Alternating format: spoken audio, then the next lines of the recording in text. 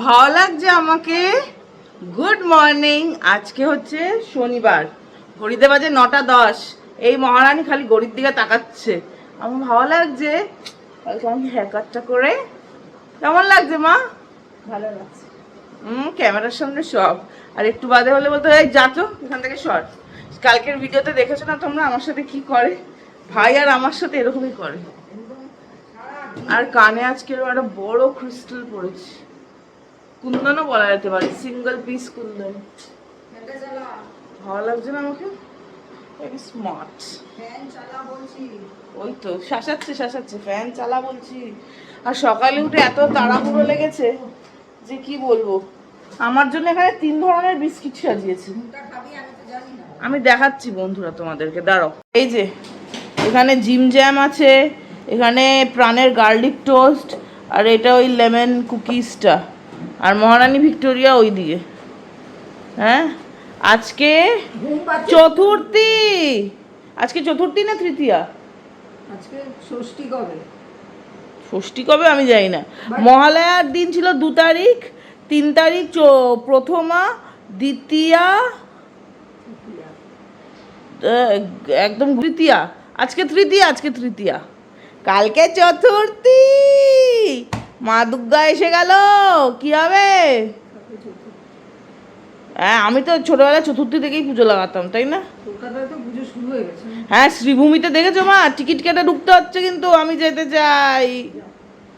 মা is list interested কলকাতার পুজোতে। তো ভিড়, ঠেলা ধাক্কা, বাপ রে বাপ পুজো। মা নিজের আবৃত্তি শোনাচ্ছে। মা কলকাতায় পুজোতে কখনো বেলুড়ে যায়নি, বলবে নিজেই। গেছো? না গো, এত ভিড়, সেগুলো বেলুন যায়। খেতে একটু ভিড়, খেতে ঠেলা ধাক্কা ব্যাপক লাগে। আমি জিম জ্যাম খেয়ে যাবো। নিতে গেছে না? কি করবো, আমি খাবো। আর আমি নতুন শাড়ি পরেছি।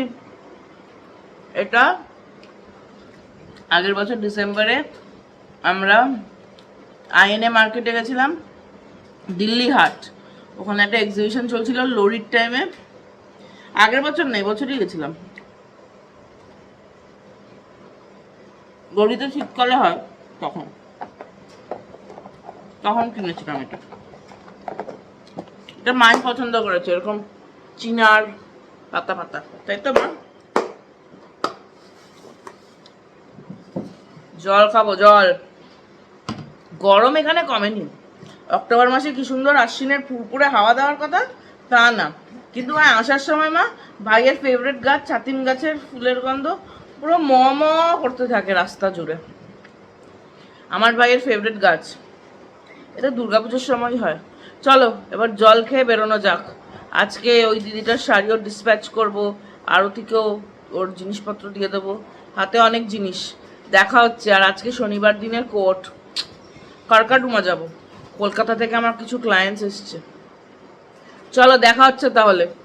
আমার মাকে এখন রাত 2টোর সময় ঘুম পাতাই আমি আর ভাই মিলে। মা পারছে না, মানে কি বলবো আর। ভাইকে আর আমাকে জিজ্ঞেস করছে 10টা, 10:30 একদম ঠিক আছে। আর খাবে, খেয়ে দিয়ে ঠিক আছে, 11:30 অবধি চলে যাও বিছনায় ঘুমাতে। সে 1:30 অবধি লাইট জ্বালিয়ে বকর বকর গল্প একাধারে করে ঘুমাতে 1:30 যদি বিছনায় যাই, ঘুমটা ফেরত 2:30।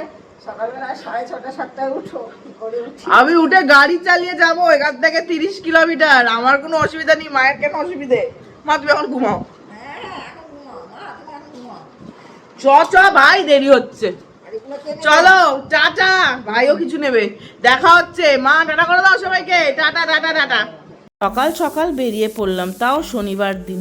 ঠিক আছে, যদি কাজ হতো তাহলে ভালোই হতো, কিন্তু না বন্ধু, কোনো ট্রাফিক ছিল না ঠিকই, কিন্তু গিয়ে দেখলাম সব কটা জাজ ছুটিতে। মানে আমার 3টে ম্যাটার ছিল, 3জনই ছুটিতে। আর সমস্ত কোর্টে এখন ইলেকশন নিয়ে মাতামাতি। সামনেই সমস্ত কোর্টের বার অ্যাসোসিয়েশন ইলেকশন আছে। এই যে এখান দিয়ে আমরা সবাই ঢুকি আর বেরোই, আর একটা অ্যাম্বুলেন্স স্ট্যান্ড বাই থাকে। আর এইটা হচ্ছে সাদরা বার অ্যাসোসিয়েশন, যেটা কারকাডুমা দেখে। আর তারপরেই চলে গেলাম জিকে1-এর ম্যাক্সিমসে। কত ধরনের কেকস আর সেভারিজ, দারুণ লাগে এই জায়গাটায় আমার যেতে।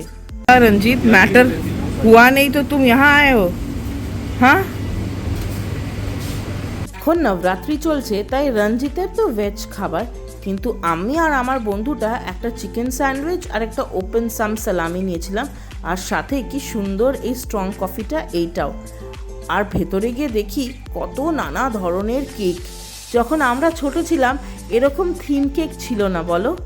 এই সিন্ড্রেলা কেকটা ব্যাপক লেগেছে, আর কফি খেতে গিয়ে আবার জিহ্বাটা পুড়িয়েছি। গরম খাবার আমার একদম সহ্য হয় না, কি যে বলি। কফিটা কিন্তু ইয়াম ছিল।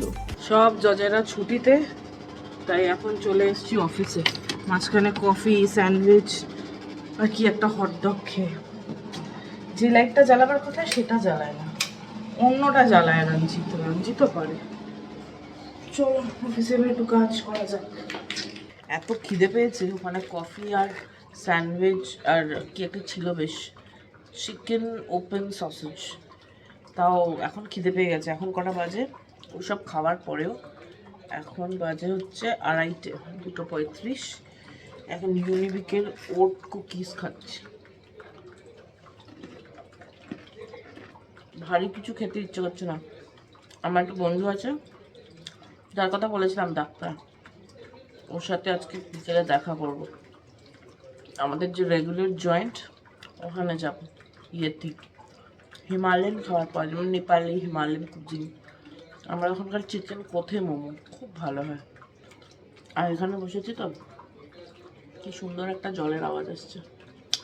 আমার গরু দাদা, কিচ্ছু কাজ করছি না, বসে বসে ল্যাপ খাচ্ছি। ফোন এসছে ক্লায়েন্টের, পরে কথা হবে। এতক্ষণ অফিসে দুটো ক্লায়েন্ট ছিল। এই একটা রুমে কনফারেন্স করছি, পাশের রুমটাতেও করছি, তারপর ডকুমেন্টস আসছে যাচ্ছে। মানে ছুটি পড়বে তো, অষ্টমী নবমী তো এখানেও ছুটি হয়, অষ্টমী নবমী বিজয়া দশমী। তার আগে সবসময় যে কোনো ছুটির আগে প্রচুর কাজ। তার মধ্যে ভাইও এসছে, সকালে কিছু খেয়ে আসিনি, তারপর ওই চিকেন স্যান্ডউইচটা খেলাম। আর এখন ভাই একটু বিরিয়ানি এনেছে, এই যে খেতে খেতে মনে পড়লো যে আরে আমি তো ব্লগিং করলাম না, শেয়ার করলাম না, একটু খেয়ে নিই। ভালোই হয় খেতে এটা। আমি এত বিরিয়ানি প্রেমী মানুষ, আমাকে যে বিরিয়ানি দেওয়া হবে আমি খেয়ে নেবো। কলকাতা বিরিয়ানি বেশি পছন্দ, বাট এটা হচ্ছে মোরাদাবাদি বিরিয়ানি, একটু ঝাল ঝাল, খুব ভালো হয় খেতে, স্পেশালি এই লঙ্কাগুলো। আহা, চলো লঙ্কাটা না একটু টক টক ঝাল ঝাল। ঠিক রাত 8টার সময় চলে গেলাম আমার একটা ভীষণ ভালো বন্ধুর সাথে দেখা করতে। সে হাই, কংগ্রাচুলেশনস। তোমাকে দেখে মনে হচ্ছে তুমি হাল চাষ করে এসছো। A person donating her life to public health. কেমন লাগে? How do you feel? Awesome. That's the thing which keeps me alive. I love it. Very nice. Congratulations. Cheers. জানো এই বন্ধুটা হচ্ছে আমার সিলেটি বইন। মানে ও বাবা সিলেটি তাই ও পুরো সিলেটি, আর আমার মা যেহেতু সিলেটি তাই আমি হাফ সিলেটি। কিন্তু আমরা দুজন হচ্ছি একে অপরের সিলেটি বইন। আর রাস্তা দিয়ে ফেরার সময় সিআর পার্ক কি সুন্দর সেজে উঠেছে। আর কয়েকদিনের ব্যাপার, তারপরে আমরাও যাব।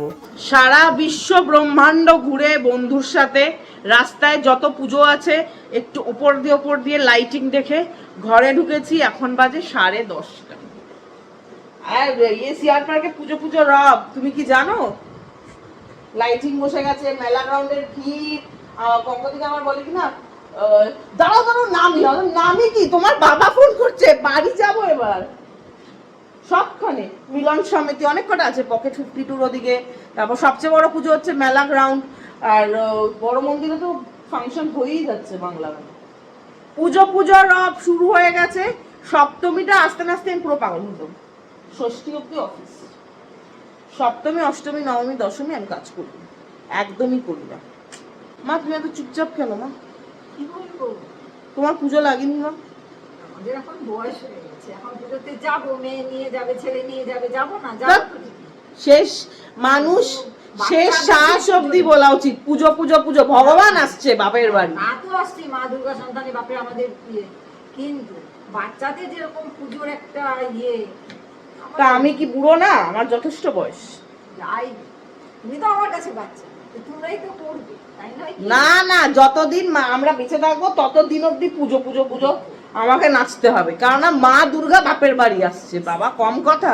ওই কে ছিল উনি, কালিকা প্রসাদ এক গান গেছিল না, বাপের বাড়ি আসেন দুর্গা আশ্বিনে, একটা গান খুব ফেমাস ফোক সং, এখন ওয়ার্ডস গুলো ভুলে গেছি। আর তার সাথে এটা আনা হয়েছে সন্দেশ বিস্কিট, বোধহয় সন্দেশ বিস্কিট। আমার ভাই রাস্তায় চায়ের দোকানে সন্দেশ বিস্কিট দেখলে নিজের মাথাটা তার ঠিক রাখতে পারে না। আর কোথাও গেছিল শন পাপড়িটা খেতে খুব ভালো হয়, যেটা আমি খাই না, মা আর ছেলে খায়। ছেলের ল্যাকটোজ ইনটলারেন্ট আছে, কিন্তু ছেলে তাও খায়, কিন্তু আমার মতো না, তাই না? আমার চেয়ে কম। বয়সের সঙ্গে সঙ্গে আমি গোয়ালা বাই কাস্ট, তা সত্ত্বেও আমার দুধে অ্যালার্জি। আরে আমার কোনো লজ্জা শরম নেই এটাতে। আমার সারনেম ঘোষ, বাই কাস্ট। আমার দাদুরা কাঁধে দুধ দই নিয়ে বিক্রি করতেন যখন বাংলাদেশ থেকে এদেশে এসেছিল। আমার জীবনে কোনোদিন এটা নিয়ে লজ্জা নেই, আমার এখনো নেই। শ্রীকৃষ্ণের বংশধর হচ্ছি আমরা। কেন মা যখন গেছিলেন নন্দ ঘোষের বাড়িতে, তখন আমি ভিডিও করতাম না, আগের বছর আমার মার জন্মদিনে গেছিলাম মথুরা বৃন্দাবন, ব্রজভূমি বলে, তো ওখানে বৃন্দাবনে যেখানে নিধিবন আছে ওখানে যশোদা মা আর নন্দ ঘোষের বাড়ি। যখন জিজ্ঞেস করলাম নাম, আমি বললাম আমার নাম কিন্নরী ঘোষ। ঘোষ শুনে আপ আয়ে হ্যাঁ নন্দ ঘোষকে বাড়ি, ওখানে লেখা আছে বাংলায় হিন্দিতে ঘোষ লেখা। তাই জন্য আমার কিসের লজ্জা? আমার কোনো লজ্জা নেই ভাই। আমার দাদুরা বিক্রি করেছে দুধ দই, এবং আমাদের বানানো মিষ্টি খেয়ে পুরো বাঙালি জাতি, কি পুরো ভারতবর্ষের জাতি মিষ্টি খেয়ে খুশি আছে। বলো তোমার লজ্জা আছে? না। কেন? তোমার তো কে অনেক বড় দোকান আছে না, কোথায় বেশ, শিলচরে। হ্যাঁ, মা এসব বলতে, মা লাইক আমার কোনো লজ্জা নেই ভাই। আর দুধ আছে বলেই বেঁচে আছে, মানুষরা দুধ খেয়েই বাঁচে। কত ছোট ছোট বাচ্চারা দুধ, সবাই কত কি, সবাই আমরাও ছোটবেলায় দুধ খেয়েই বড় হয়েছি, তো এটাতে লজ্জা পাবে না তো মা। তো এই হচ্ছে ব্যাপার। এখন ফ্রেশ হবো। আমি এখানে পুরো একটা 360 ডিগ্রি সার্কেল কাটলাম। এডিকশন ফোন কিন্তু হাতে। ওই ওই ওই কি কি কি দেখবে মা? সারেগামাপা দেখবো, খেয়ে দে। আজকে সারেগামাপাতে রুক্মিণী এসছে, আর নতুন সিনেমা আসছে ওদের, অষ্টমীতে নাকি। রুক্মিণী মৈত্র আমার স্কুল ব্যাচমেট, একই ব্যাচের আমরা কার্মেলের, তো তার জন্য ইনফ্যাক্ট আমাদের খুব আগে কথা হতো। রুক্মিণী ছোটবেলা থেকেই সুপার মডেল এবং অসম্ভব সুন্দর দেখতে, হাইটটাও সুন্দর। ও সবসময় ফিগারও যেরকম সুন্দরী, দেখতেও ভালো, টোল পরে এরকম। তো ও আমার ব্যাচমেট স্কুলের। মাঝে মধ্যে যদি আমি কথা বলি অবভিয়াসলি কথা হবে।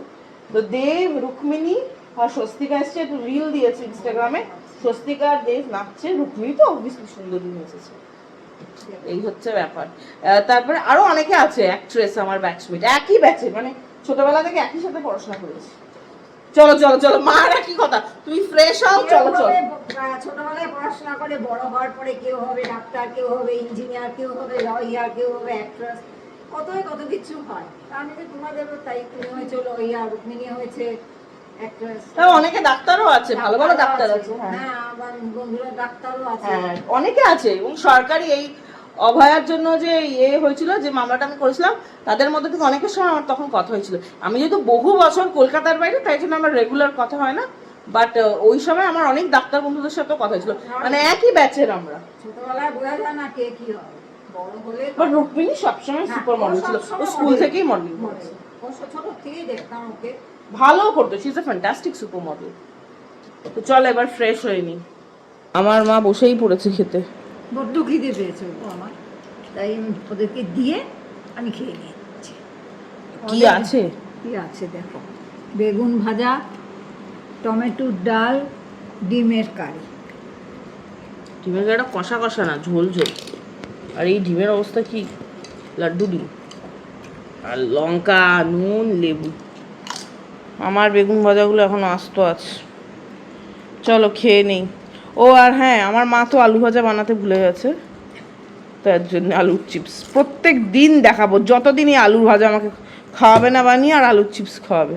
তাহলে আমি আমার ফ্যামিলি ডিনার এখন এনজয় করি।